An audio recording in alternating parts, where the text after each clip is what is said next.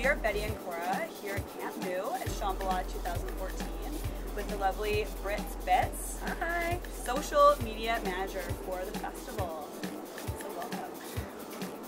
Thanks, Betty and Kora. Britz, our first question for you. Shambhala is one of the only music festivals in the world of this size that doesn't have a corporate sponsor. We're curious to know, for the last 17 years, how the festival's managed to kind of survive and evolve in such a way without corporate sponsorship. We just didn't want to be able to limit people in their self-expression. We didn't want to have to limit people in what they can do out here and how they can express themselves. So we decided to go sponsor-free, and it's a very unique model for a festival.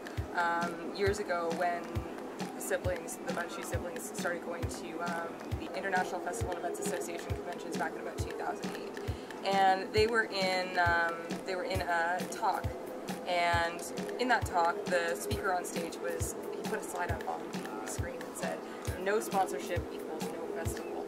And they kind of timidly raised their hands. They were like, well, actually our festival has survived for, I don't know how many years it had been that point, or it would have been 11. Our festival has survived for 11 years without sponsorship. And everyone was just shocked. And it was really interesting because at that time, that was kind of when the recession had kind of started happening and sponsorship dollars were very scarce. And so we kind of opened people's eyes to this new model.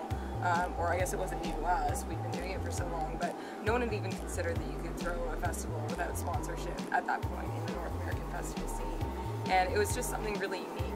I think part of that has to do with the fact that we are such a remote location. Like, we're small town kids throwing this festival, and we don't have the same resources that people in big cities do. So everything we've done, we've completely bootstrapped. So it's definitely a unique beast among festivals that way. Absolutely.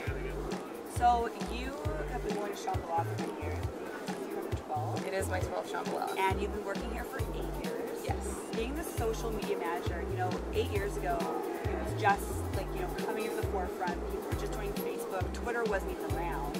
And I don't even think Instagram was around 8 years ago. No, well, I mean, Facebook was very, very new back in 2008, and I was the human resources coordinator for a couple of years.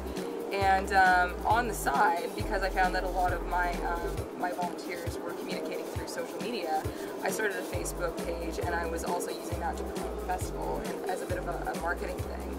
And it continued to grow and grow and grow to the point that in 2010, Kareem, who was my boss at the time, she's now resigned, but she asked me if I wanted to be the festival's social media director, which was a very forward-thinking thing at the time. I mean, there were no other festivals that were doing social media at that time, and a lot of major businesses still hadn't jumped on board. Right. So we were very ahead of the curve with that, and it's been a great learning experience. Social media it's constantly changing, and I like the way that it challenges you to continue to find different ways to achieve the same results. I mean, it can be frustrating at times too, but I do like that it keeps my brain turned on. And because you've been involved with social media, how do you think that's affected Shambhala on a world stage? Has it brought a lot more of the international focus on Shambhala? It never ceases to amaze me how far the word of Shambhala has spread, through social media or through word of mouth, because before social media, the whole festival's reputation was built on word of mouth. We didn't do any advertising. So social media is really, it's just word of mouth in digital form. Right.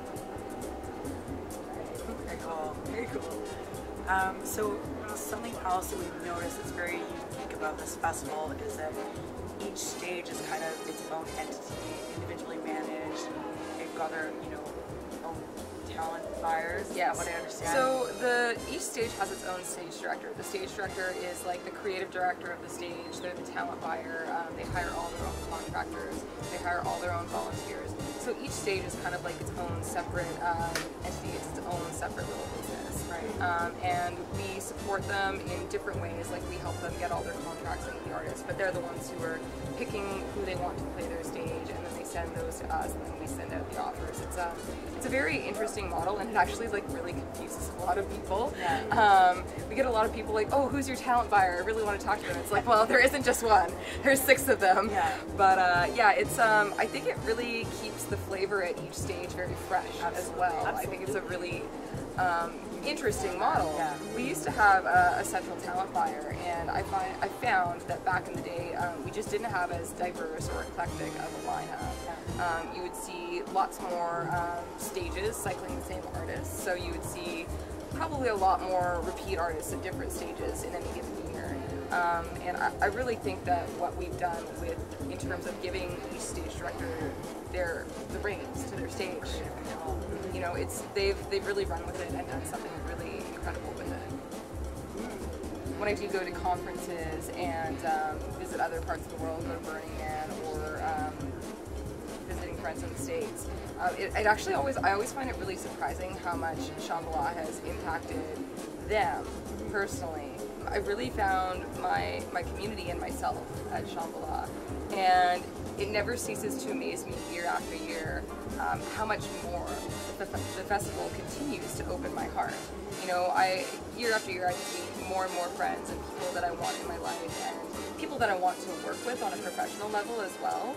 And it's just such a great thing. There's really nothing else like it in my life. I mean, I was lucky enough to meet you girls at this festival last year, and it's just been so fabulous, so fabulous. It is. It's like a homecoming. Yeah. There's so many people. For everybody